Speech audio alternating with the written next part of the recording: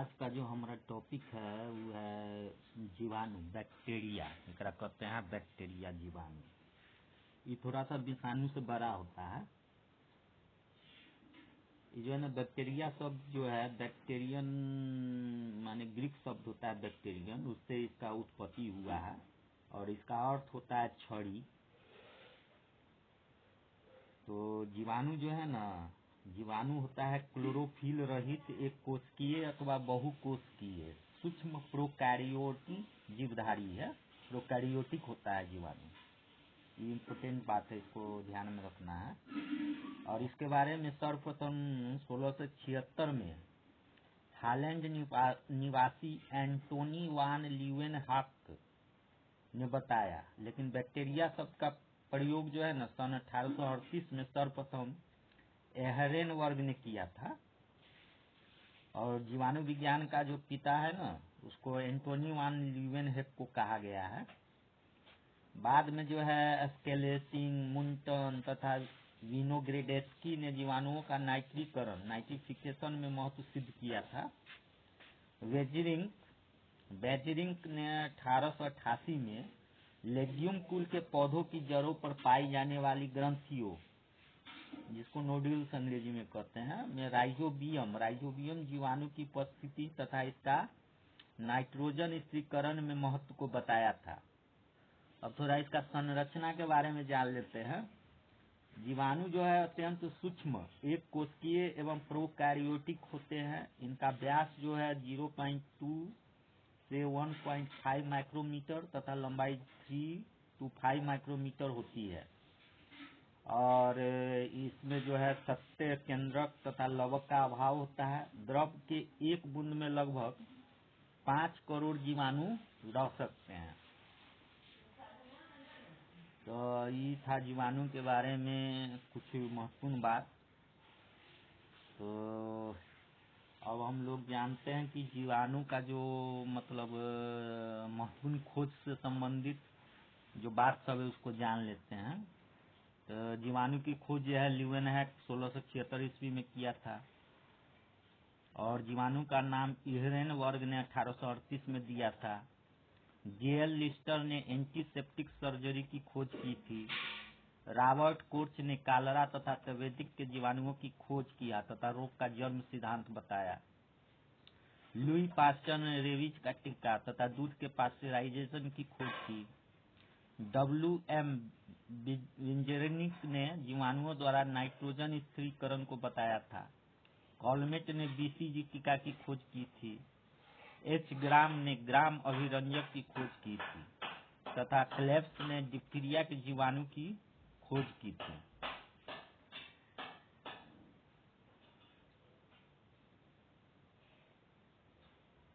और इसके साथ ही ये है, हम लोग देखते हैं अब क्या है। अच्छा, जीवाणु का जो है ना, ये जीवाणु जो है माने रोग पैदा करता है मनुष्य में तथा जानवरों में भी रोग पैदा करता है। तो कुछ रोग सब के बारे में जान लेते हैं। ऐसा नहीं कि जीवाणु केवल रोग पैदा ही करता है, इसका कुछ मतलब महत्व भी होता है, आर्थिक महत्व भी है। ये मतलब लाभदायक भी होता है, हानिकारक होता है, साथ में लाभदायक भी होता है। तो सबसे पहले हम इसका माने हानि जान लेते हैं, मतलब ये कौन कौन रोग पैदा करता है मनुष्य में तथा जानवरों में, या जो पेड़ पौधा है उसमें भी रोग उत्पन्न करता है।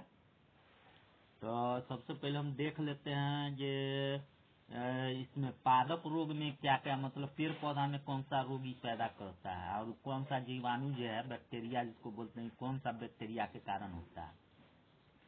तो जो है ना, माने जैसे धान की अंगमारी, ब्लाइट ऑफ पैडी नामक रोग जो है वह जैंथोमोनास ओराइजी नामक जो जीवाणु इसके कारण से होता है। उसी तरह टमाटर, आलू और तंबाकू का wilt of tomato, potato and tobacco, ये रोग जो है सीडोमोनास सोलानेसीरम नामक जीवाणु से होता है। आलू का स्कैब, ये होता है स्ट्रेप्टोमाइसिस स्कैबिज नामक जीवाणु से होता है। उसी तरह angular leaf spot of cotton, ये होता है जैंथोमोनास मालवेसियरम के द्वारा होता है।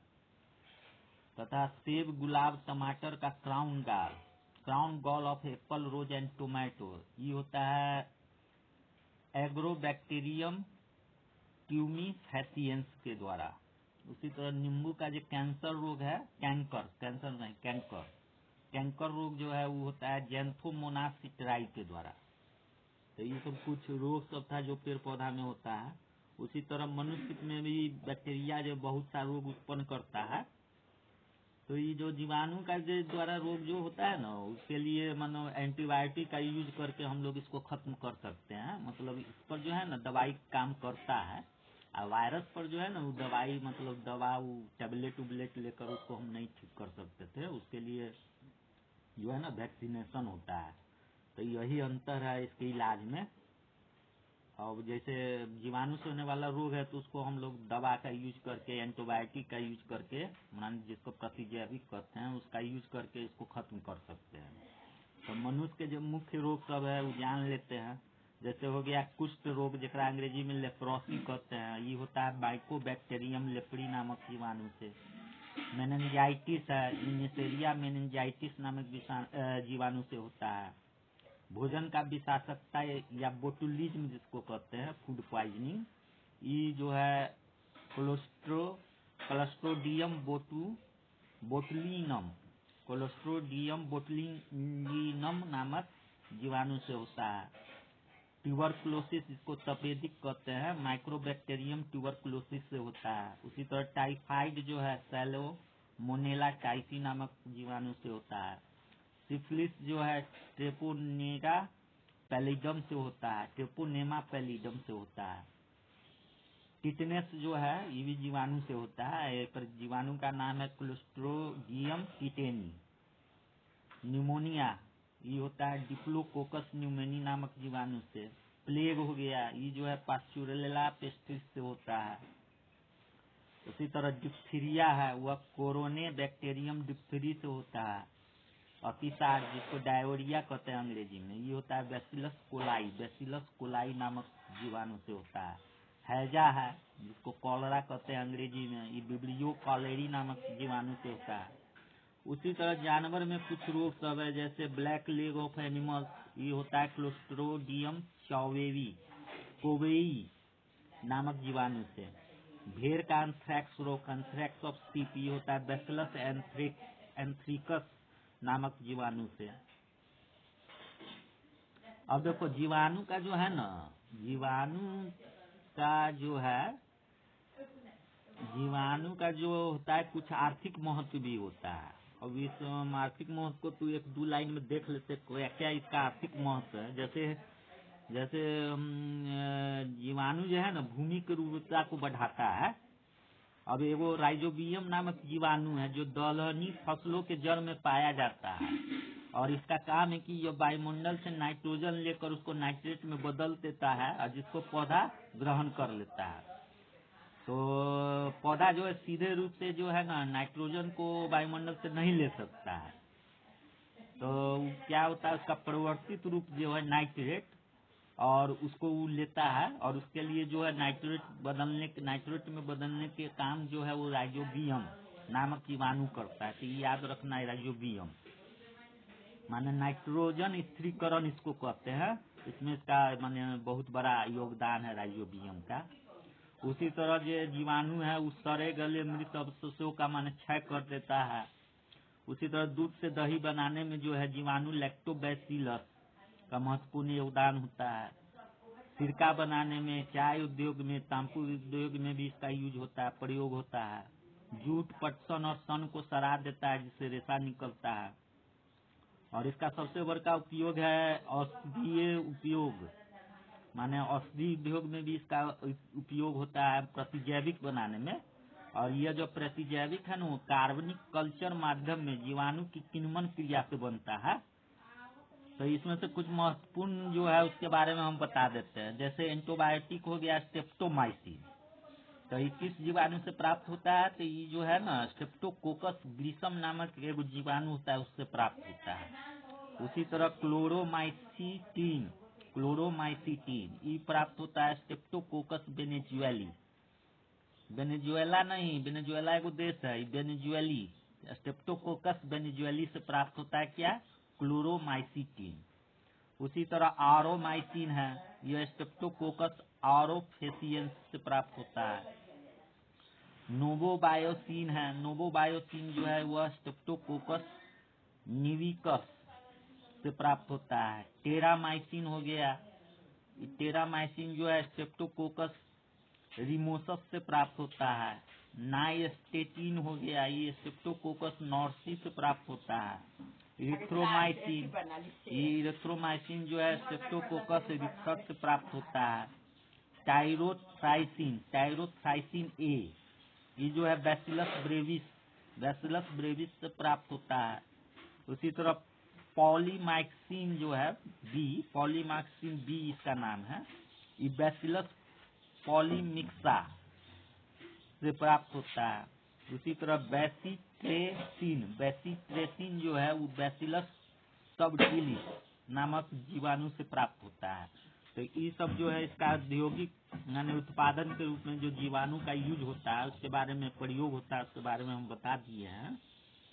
उसी तरह कुछ और पदार्थ सब जो है औद्योगिक पदार्थ जीवाणु से बनाया जाता है, जैसे हो गया लाइसिन, और इसका जो बैक्टीरिया का नाम है वो है माइक्रोकोकस ग्लूटेमिकस, माइक्रोकोकस ग्लूटेमिकस। उसी तरह लैक्टिक एसिड जो है वह लैक्टोबैसिलस डेल्ब्रकी से बनता है। एसीटोन बिटेनाल ये बनता है क्लोस्ट्रीडियम एसीटो ब्यूटाइलिकम नामक जीवाणु से। उसी तरह हो गया स्ट्रेप्टोकाइनेज, स्ट्रेप्टोकाइनेज जो है वह बनता है स्ट्रेप्टोकोकस इक्यूसीमिलिस, इक्यूसीमिलिस नामक जीवाणु से बनता है। उसी तरह दूध उत्पाद जो है, दूध का जो कुछ उत्पाद सब है वो जीवाणु के कारण ही प्राप्त होता है, जैसे योगार्ट हो गया, इसका जो जीवाणु का नाम है लैक्टोबैसिलस बल्गेरिकस नाम है, या फिर स्ट्रेप्टोकोकस थर्मोफिलस, ये दोनों से मिलकर योगार्ट बनता है। इसी तरह दही जो है कर्ड, जिसको अंग्रेजी में कहते हैं दही, ये बनता है आपको, इसका जो बैक्टीरिया का नाम है उसका नाम है स्ट्रेप्टोकोकस लैक्टिस और लैक्टोबैसिलस, इससे बनता है। उसी तरह छाछ या मट्ठा, बटर मिल्क जो है लैक्टोबैसिलस वल्गेरिकस है। उसी तरह पनीर, चीज जिसको कहते हैं अंग्रेजी में, लैक्टोबैसिलस लैक्टिस तथा स्ट्रेप्टोकोकस प्रिमोरिस से बनता है। तो ये सब जो है दूध का उत्पादन माने जितना भी है, माने जो दूध छोड़ के बाकी सब जो है ना बैक्टीरिया का एक बहुत बड़ा मतलब उसका यूज होता है, प्रयोग होता है उसको बनाने में। आप कुछ एगो दूगो और इम्पोर्टेंट बात बता देते हैं। लखनऊ के पोलीबाटनी संस्थान में 3.2 बिलियन वर्ष पुरानी चट्टान में जो है ना वो साइनोबैक्टीरिया का जीवाश्म रखा हुआ है। और जो साइनोबैक्टीरिया को जो है प्रथम प्रकाश संश्लेषी जीव माना गया। तो अगर क्वेश्चन में पूछ दे कि प्रथम प्रकाश संश्लेषी जीव कौन है, तो उसका आंसर देना है साइनोबैक्टीरिया। तो ये सब कुछ इम्पोर्टेंट बात सब था जीवाणु के बारे में, जिसको बैक्टीरिया कहते हैं। और हम लोग देख लिए कि जीवाणु केवल माने हानिकारक नहीं होता है, खाली रोगे पैदा नहीं करता है, इसका मतलब औद्योगिक उपयोग भी होता है, लाभदायक भी होता है। जैसे सबसे बड़का उदाहरण दही, हम लोग जो डेली खाते हैं दही, तो ये एगो बैक्टीरिया होता है, बैक्टीरिया से बनता है दही। तो ये सब जो है ना, ये मतलब इसका जो बैक्टीरिया है वो केवल हानिकारक न होकर लाभदायक भी होता है। तो उसमें हमको ये केवल जानकारी रखना है कि कौन सा बैक्टीरिया लाभदायक है और कौन सा बैक्टीरिया हानिकारक है। और सबसे बड़ी बात है कि ये जो है ना बैक्टीरिया जो है इसको हम लोग खत्म कर सकते हैं, उसके लिए प्रतिजैविक एंटीबायोटिक का यूज करके इसको समाप्त किया जा सकता है। जनरली जो बैक्टीरिया से होने वाला बीमारी सब जो है उसके इलाज के लिए एंटीबायोटिक का यूज किया जाता है। डॉक्टर साहब जो हमारे महान चिकित्सक लोग जो है आदरणीय, जिसको माने धरती का भगवान कहा जाता है, 5 साल एकदम रगड़ रगड़ के पढ़ते रहते हैं, तब जाके चिकित्सक बनते हैं।